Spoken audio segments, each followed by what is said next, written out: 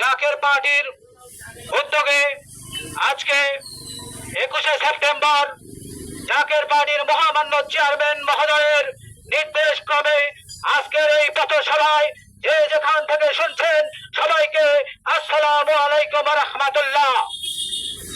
আজ বাংলাদেশের যে পরিস্থিতি আপনারা লক্ষ্য করেছেন, 1971 সালের পর থেকে এই 54 বছরে বাংলাদেশের কোন রাজনৈতিক দল এই বাংলাদেশের মানুষের মৌলিক চাহিদাগুলো পূরণ করতে পারে নাই।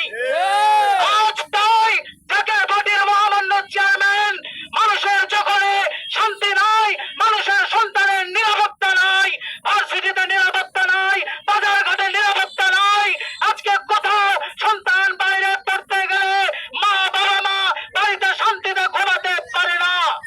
আজকে যখন নিজের স্বামী বাজার করতে যায়, বাড়িতে স্ত্রী ভালো মতো থাকতে পারে না, তখন তার স্বামীকে পাথর মেরে আঘাত করে হত্যা করে। আজকে মানুষ শান্তিতে রাস্তায় চলাফেরা করতে পারে না, তখন চাঁদাবাজি করে তার টাকাগুলো ছিনতাই করে নেয়। সব জায়গায় অন্যায় অবিচার। এমন একটি মুহূর্তে আমাদের মৌলিক চাহিদাগুলো পূরণ করার জন্য জাকের পার্টির মহামান্য চেয়ারম্যান মহোদয় 21শে সেপ্টেম্বর হতে 31 অক্টোবর পর্যন্ত আমাদেরকে ইউনিয়নে পথসভা, জনসভা ও র্যালি করতে বলেছে। আমরা আমাদের চেয়ারম্যানের পবিত্র হুকুম মেনে নিয়ে আমরা আপনাদের এই কালীতলা বাজারে পথসভায়, জনসভায় এসেছি। আপনাদের প্রতি উদাত্ত আহ্বান, আপনারা দেখেছেন অন্যান্য দল, ছোট ছোট দলগুলো ক্ষমতার চেয়ারে বসার জন্য নিজের দলের প্রতীক বাদ দিয়ে অন্য দলের প্রতীক নিয়েছে।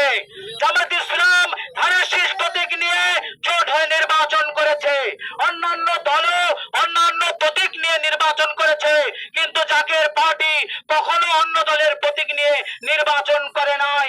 জাকের পার্টি সব সময় ছিল সৎ এবং আদব, ভক্তি, মহব্বত ও সাহসের সাথে জাকের পার্টির নেতা কর্মীরা রাস্তাঘাটে চলাফেরা করে।